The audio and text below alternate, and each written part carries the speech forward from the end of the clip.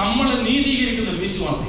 എന്നിട്ട് പ്രാർത്ഥിക്കും, കർത്താവേ ഞാനെല്ലാ നോമ്പ് കൊടുക്കുന്നുണ്ട്, ഞാനെല്ലാ പ്രാർത്ഥനയും പ്രാർത്ഥിക്കുന്നുണ്ട്, പള്ളിക്ക് പിടിച്ചു കൊടുക്കുന്നില്ല, ഈ നോമ്പ് നോക്കാത്തവനെ പോലെയും ഈ പള്ളി പോകാത്തവനെ പോലെയും അല്ല, അങ്ങനെ കാണണം. ഈ പ്രാർത്ഥന കേട്ടിട്ടുണ്ടോ? കേട്ടിട്ടുണ്ടോ? ആരാ പ്രാർത്ഥിച്ച? പരീക്ഷയിൽ പ്രാർത്ഥന പറഞ്ഞു, ഞാനിതാ ഇതുപോലുമല്ല, ഞാൻ കൊള്ളാവുന്നതാണ്. ദൂരെ ഒരുത്തൻ, ഞാൻ പള്ളിയിലും പോയില്ല, നോമ്പ് നോക്കിയിട്ടില്ല, പാപിയാണ് കർത്താവേ. അവൻ നീതീകരിക്കപ്പെട്ടു.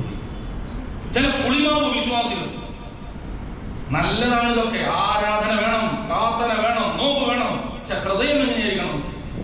അന്യരെ വിധിച്ച് മറ്റുള്ളവരെ മുഴുവൻ കുറ്റപ്പെടുത്തി ആരുടെ ഒരു നന്മ സ്വീകരിക്കാൻ കഴിയാത്ത തരത്തിൽ ജീവിക്കുന്ന അവരുടെ ഹൃദയം എങ്ങനെയായിരിക്കും? മത്തായിയുടെ സുവിശേഷം 7-ാം അധ്യായം, മർക്കോസിന്റെ സുവിശേഷം 7-ാം അധ്യായം, മർക്കോസ് 7 ഒന്ന് വായിക്കുന്നത് നല്ലതാണ്. പുളിമാവ് വിശ്വാസികളെ കുറിച്ച് ബൈബിൾ പരിചയപ്പെടുന്നതാണ് 7:6 വചനം. മർക്കോസ് 7:6 മുതലുള്ള വചനം.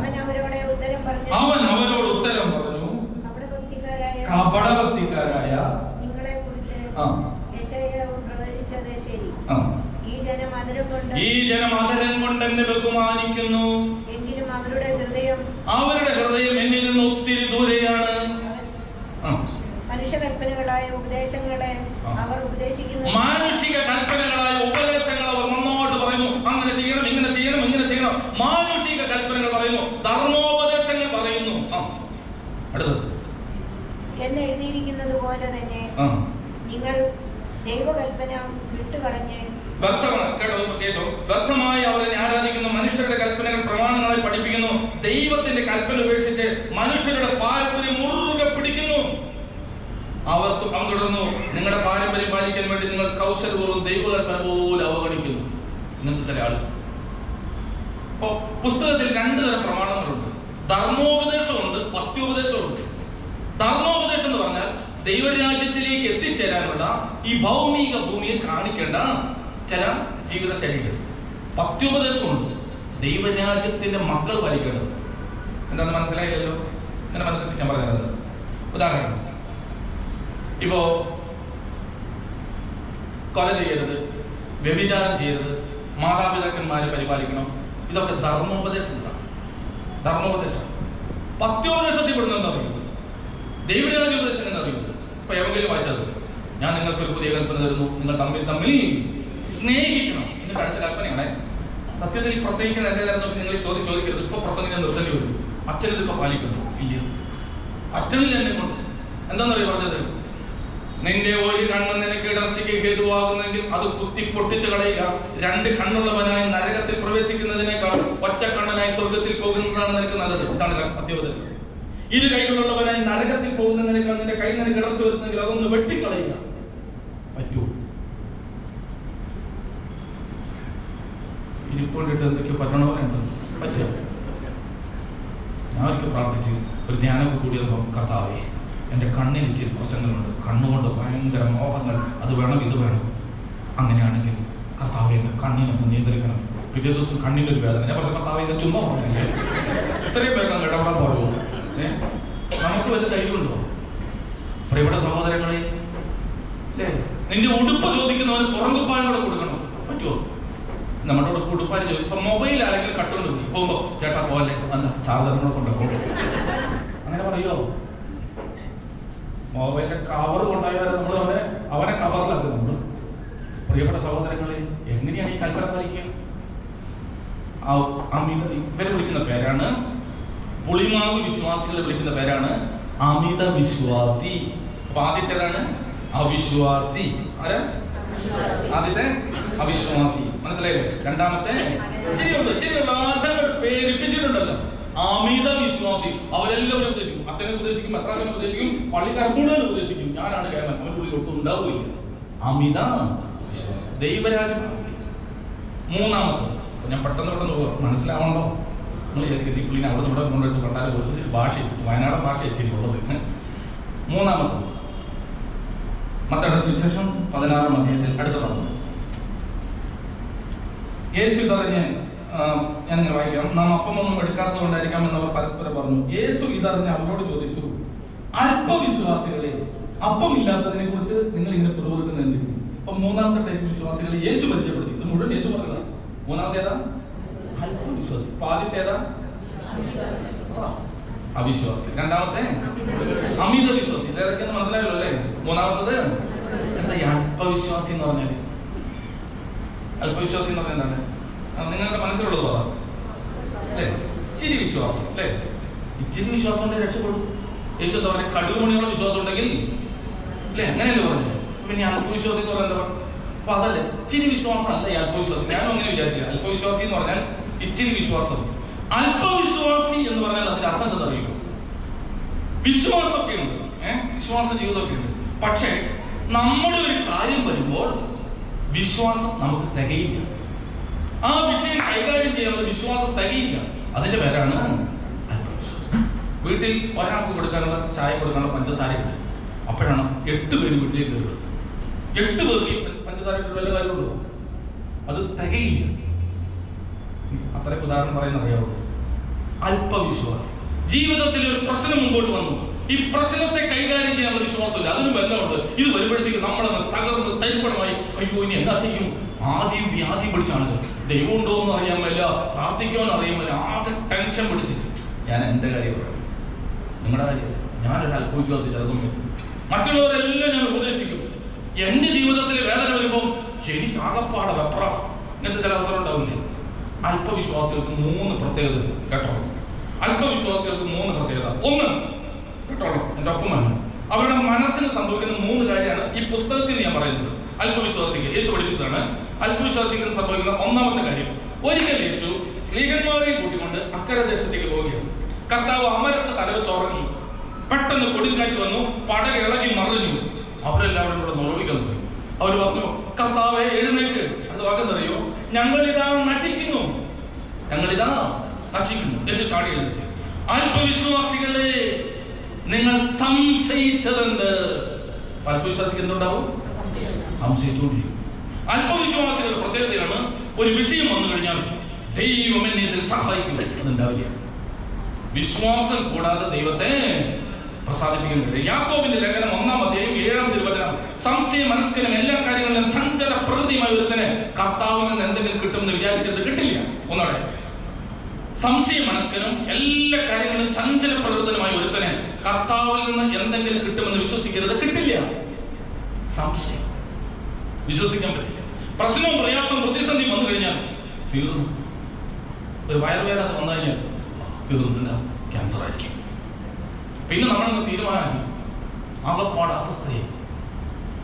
കാരണം നമ്മുടെ അനുഭവങ്ങളാണ്. വയറുവേദന വന്നു കഴിഞ്ഞാൽ പരിശോധിച്ച് കഴിയുമ്പോൾ ബയോപ്സി കൊണ്ട് ക്യാൻസർ ആണെന്ന് പറഞ്ഞ് ക്യാൻസർ കീമോതെറാപ്പി 6 മാസം മുടി. ഇത് നമ്മളൊന്ന് മനസ്സിലാക്കി വെച്ചിരിക്കുകയാണ്. ഈ സാധനം തലയിൽ കിടക്കുന്നതുകൊണ്ട് നമ്മൾ പിന്നെ എന്റെ ജീവിതം വെറുതെയായി പോയി ഈ ചിന്ത കിടക്കുകയാണ്. നമ്മളിങ്ങനെ ചിന്തിക്കില്ല, ഇതിന്റെ മേലെ അധികാരമുള്ളവരാണ് എന്റെ ദൈവം. ആ സാധനം തലയിൽ വെക്കുക. രണ്ടാമത്, സംശയ മനസ്സിൽ വരുന്ന 1, അല്പവിശ്വാസിക്ക് വരുന്ന 1 സംശയം. രണ്ടാമത്തത്, യേശു ഇങ്ങനെ അപ്പോസ്തലന്മാരെ അക്കരയ്ക്ക് പറഞ്ഞിട്ട് അവരിങ്ങനെ പടകിൽ പോയി. യേശു പ്രാർത്ഥിക്കാൻ പോയി. പടകിൽ നടുക്കടലിൽ എത്തിയപ്പോൾ ഇളകി മറിഞ്ഞു. ഇവരെല്ലാവരും കൂടെ തൊഴിക്കാൻ തുടങ്ങി. അപ്പോൾ യേശു വെള്ളത്തിന്റെ മുകളിലൂടെ നടന്നു വന്നു. സുവിശേഷം 14 വെള്ളത്തിന് മുകളിലൂടെ നടന്നു വന്നു. അപ്പോൾ ശിഷ്യന്മാർ പേടിച്ചു, ഭൂതമാണെന്ന് വിചാരിച്ചു. യേശു പറഞ്ഞു, ഭയപ്പെടേണ്ട, ഞാനാണ്. അപ്പൊ പത്രോസ് പറഞ്ഞു, വരുമോ? അങ്ങാണെങ്കിൽ ഞാനും വെള്ളത്തിലൂടെ നടക്കട്ടെ, വാ വരിക. യേശു പറഞ്ഞു കേട്ടിട്ട് പത്രോസ് ഇറങ്ങി. വെള്ളത്തിന് മുകളിൽ കാലി കൂട്ടിയപ്പോൾ പാറപ്പുറത്തെ വെക്കുന്ന പോലെ 1 സ്റ്റെപ്പ് 2 സ്റ്റെപ്പ് 3 സ്റ്റെപ്പ്.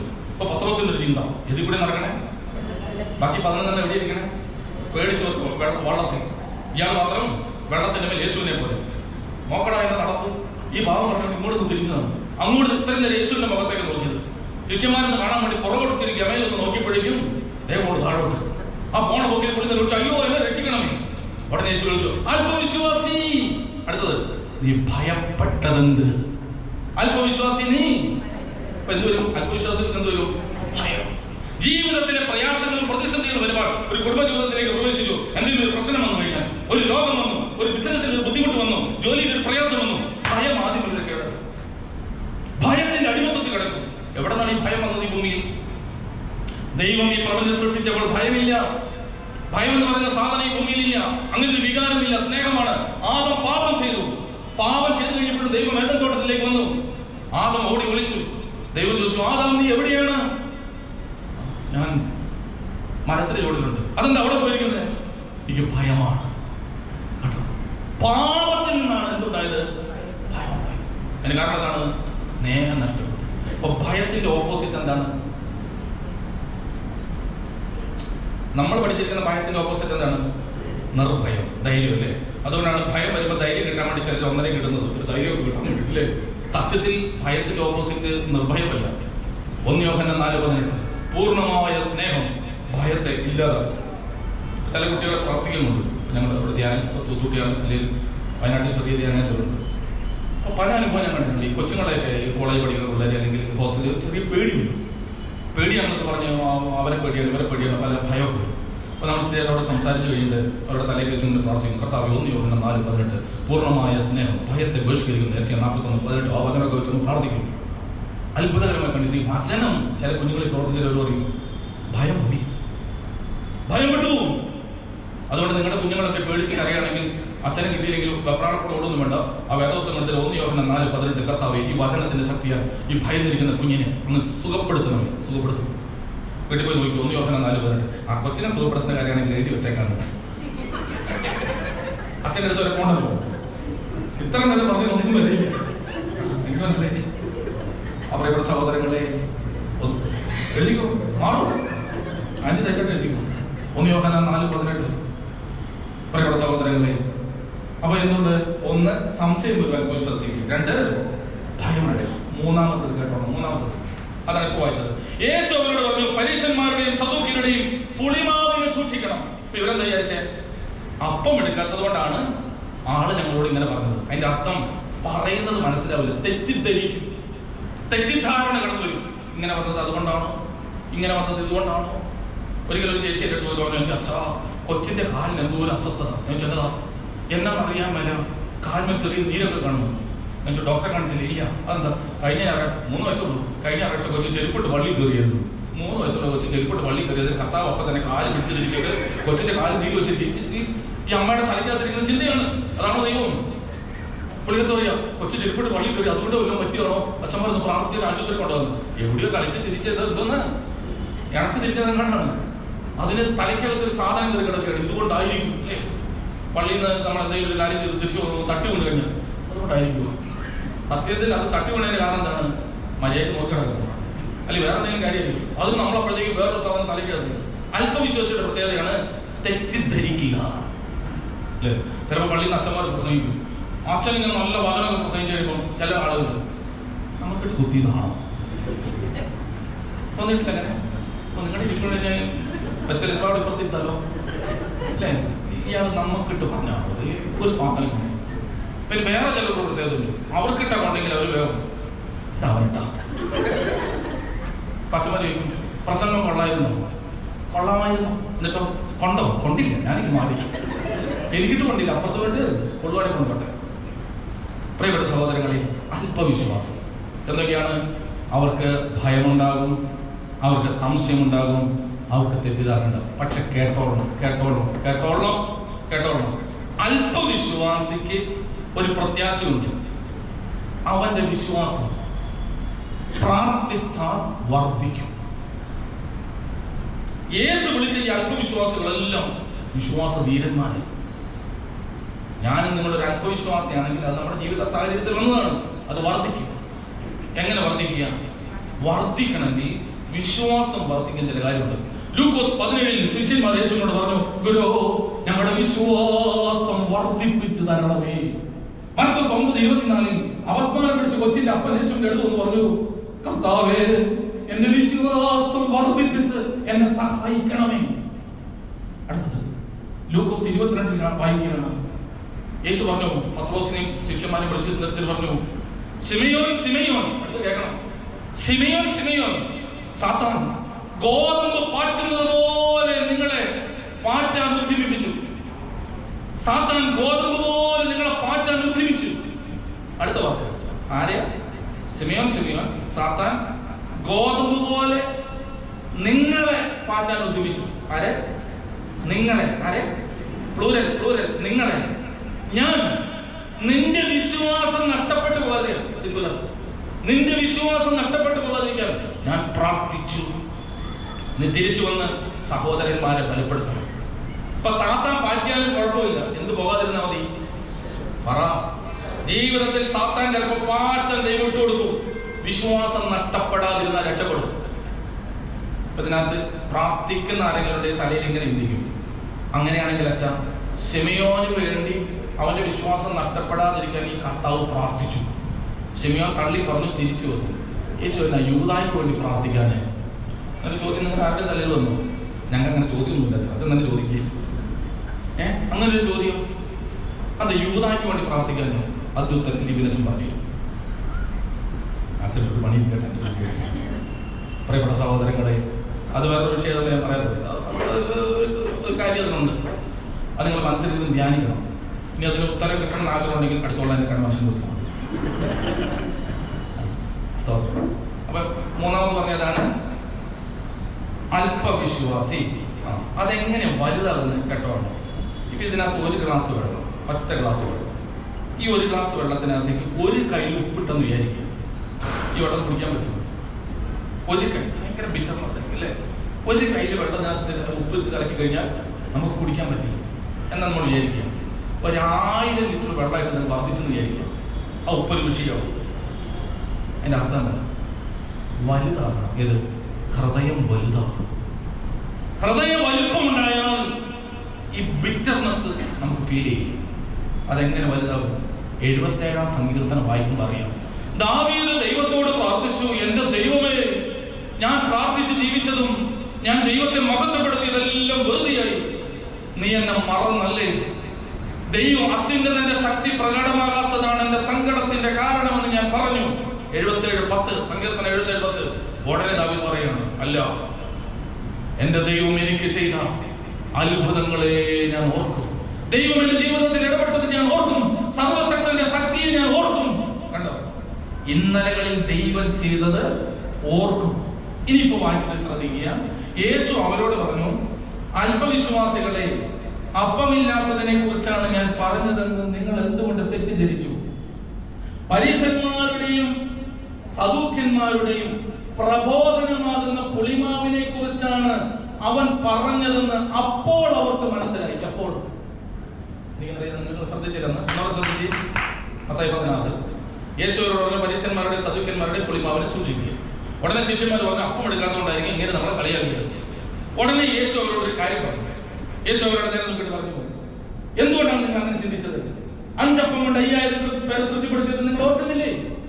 7 അപ്പം കൊണ്ട് 4000 പേരെ തൃപ്തിപ്പെടുത്തിയത് നിങ്ങൾ ഓർക്കുന്നില്ലേ? അടുത്ത വാക്ക്, പരീശന്മാരുടെയും സദൂക്യന്മാരുടെയും പ്രബോധനത്തെ കുറിച്ചാണ് അവൻ പറഞ്ഞതെന്ന് അപ്പോൾ അവർക്ക് മനസ്സിലായി. അപ്പോൾ അവരെ 5 അപ്പത്തിന്റെയും 7 അപ്പത്തിന്റെയും കാര്യം അവർ ഓർമ്മിപ്പിച്ചപ്പോൾ, എന്റെ അർത്ഥം എന്താ? ഇന്നലകളിലെ ദൈവത്തിന്റെ പ്രവൃത്തി നീ ഓർക്കുക, അപ്പോൾ ഇപ്പോൾ നിന്റെ വിശ്വാസം വർദ്ധിക്കും എന്ന് പറഞ്ഞ ഹല്ലേലൂയ, ഹല്ലേലൂയ. അത് വളരെ പ്രധാനപ്പെട്ട. ഇന്ന് പല ആളുകളുടെ വിശ്വാസം താഴെ പോകാനുള്ള കാരണം ഇന്നലകളിൽ ദൈവം പ്രവർത്തിച്ചത് ഓർക്കാൻ മറന്നു. ഈ പുസ്തകം നമ്മളെ പഠിപ്പിക്കുകയാണ്, ഇന്നലകളിൽ നിന്റെ ജീവിതത്തിൽ ദൈവം ഇടപെട്ടത് നീ ഓർക്കുക. പണ്ട് ബോംബെയിൽ വന്ന ആദ്യത്തെ ദിവസമില്ലേ, അവിടുന്ന് പോകുന്ന സമയമില്ലേ, ഇന്നത്തെ ജീവിതത്തിൽ ചില ഇന്നലത്തെ കണ്ണുനീരുകളിൽ മുഴങ്കാൽ മടക്കി നിലവിളിച്ചപ്പോ കർത്താവ് അത്ഭുതകരമായി ഇടപെട്ട ചില സംഭവങ്ങളില്ലേ, അത് ഓർക്കുമ്പോൾ ഇന്നത്തെ ജീവിതത്തിന്റെ മുമ്പിൽ കിടന്ന അല്പവിശ്വാസം മാറും, ഇത് വലുതാവും. മനസ്സിലായോ? അപ്പൊ ഞാൻ 3 പറഞ്ഞു. അവിശ്വാസി, ബാക്കി നിങ്ങൾ പറ. അമിത വിശ്വാസി, അല്പവിശ്വാസി. പെട്ടെന്ന് തീർന്നു. ഇനി 2 തീർന്നു, അത് വേറെ പറയും. അടുത്തത് 16-ാം അധ്യായത്തിന്റെ 13-ാം തിരുവചനം, 14-ാം തിരുവചനം, 13 തൊട്ട് 16-ന്റെ 13 തൊട്ട്. യേശു കേസറിയ ഫിലിപ്പി പ്രദേശത്തെത്തി. അപ്പോൾ ശിഷ്യന്മാരോട് അവൻ ചോദിച്ചു, മനുഷ്യപുത്രൻ ആരെന്നാണ് ജനങ്ങൾ പറയുന്നത്? അപ്പോൾ അവർ പറഞ്ഞു, ചിലർ സ്നാപക യോഹന്നാൻ എന്ന് പറയുന്നുണ്ട്, ചിലർ ഏലിയ എന്ന് പറയുന്നുണ്ട്, ചിലർ ജെറമ്യ എന്ന് പറയുന്നുണ്ട്, ചിലർ പ്രവാചകന്മാരിൽ ഒരുവൻ എന്ന് പറയുന്നുണ്ട്. എന്നൊന്ന് ശ്രദ്ധിച്ച്, വളരെ പ്രധാനപ്പെട്ട ഒരു വാതിൽ തുറക്കാൻ പോയി വിശ്വാസ മേഖലയിലെ. ഇത് പറയുമ്പോൾ എപ്പോഴെല്ലാം ഇത് പറയാൻ തുടങ്ങിയിട്ടുണ്ട്. ഇതുകൂടി ഞാൻ തിരുമേനിയാണ് ഇത് ഡീറ്റെയിൽ ആയിട്ട് പറയുന്നത്. ഇത് പറയുമ്പോഴെല്ലാം എന്തെങ്കിലും അസ്വസ്ഥ ഉണ്ടാവും. ഞാൻ ഈ കഴിഞ്ഞ ദിവസം ഈ ക്ലാസ് ചെറുതായിട്ട് എടുത്തപ്പോൾ അന്നേരം മൈക്ക് ആകെപ്പാടെ പ്രശ്നം, വെറുതെ കിട്ടുന്ന മൈക്ക് ഓടിക്കാൻ കഴിയും. അത് നിവൃത്തി വെച്ചിട്ട് നിൽക്കുന്നില്ല. അപ്പം എന്താ വെച്ച് കഴിഞ്ഞാൽ ഈ വിഷയം ഞാൻ കേൾക്കാൻ പിതാവ് ഇഷ്ടപ്പെടുന്നില്ല എന്നാണ് എനിക്ക് തോന്നുന്നത്. അതുകൊണ്ട് ഞാനിത് പറയുമ്പോൾ ചിലപ്പോൾ നിങ്ങൾ കർത്താവിൽ നിദ്ര പ്രവർത്തിക്കാൻ സാധ്യതയുണ്ട്. മറ്റൊരു നിദ്രയല്ല, ഓർക്കിപ്പോൾ സാധ്യതയുണ്ട്, അത്ര ഉദ്ദേശിച്ചുള്ളൂ. അപ്പോൾ കേൾക്കുക, എന്താണ് ഈ പറയുന്നത് ശ്രദ്ധിച്ചു കൊടുക്കുക. യേശു അവരോട് ചോദിച്ചു, ഞാൻ ആരെന്നാണ് ലോകത്തിന്റെ അഭിപ്രായം? അവർ പറഞ്ഞു, യോഹന്നാനാണ് എന്ന് ചില ആളുകൾ പറയുന്നു, ഏലിയാവാണ് എന്നൊരു അഭിപ്രായം ചിലർ, അവരങ്ങനെ വിശ്വസിക്കുന്നു. ജെറമിയാണ് എന്ന് ചിലർ, പ്രവാചകന്മാരിൽ ഒരുവനാണെന്ന് ചിലർ. ഇനി നിങ്ങൾ എൻ്റെ ഉത്തരം പറയണം. ഇവർ ഈ വിശ്വസിച്ചിരിക്കുന്നത് ശരിയോ തെറ്റോ? ശരിയാണെന്ന അഭിപ്രായം ഒന്ന് യോജിക്കും, തെറ്റെന്ന അഭിപ്രായം ഒന്ന് യോജിക്കും. അപ്പൊ പിന്നെ നിങ്ങളുടെ അഭിപ്രായം, ഇയാൾ ഈ പരിപാടി ഒന്നും നടത്തുന്ന അഭിപ്രായം ഒന്ന് യോജിക്കും. ചേട്ടൻ നിങ്ങളുടെ അഭിപ്രായം പറയപ്പെടാ. സഹോദരങ്ങളെ, യേശു ആരാണെന്ന ചോദ്യത്തിന് ഇവരുടെ എല്ലാ അഭിപ്രായം പ്രവാചകന്മാരുടെ ഗണത്തിൽപ്പെട്ട ഒരാളാണ്. സത്യത്തിൽ തെറ്റാണ്. യേശു പ്രവാചകനല്ല. യേശു ആരാണ്? ദൈവമാണ്. യേശു ആരാണ്? പ്രവാചകനല്ല. യേശു പ്രവാചകൻ എന്ന് പറയുന്ന മതങ്ങൾ ഇപ്പോഴും ഉൾപ്പെടെയുണ്ട്. ഈ ശാന്തി എന്നൊക്കെ പറഞ്ഞു തെറ്റാണ്. യേശു ആരാണ്? പക്ഷെ ഇവരുടെ പ്രശ്നം എന്താണ്? തെറ്റായ ഒരു കാര്യം ശരിയാണെന്ന്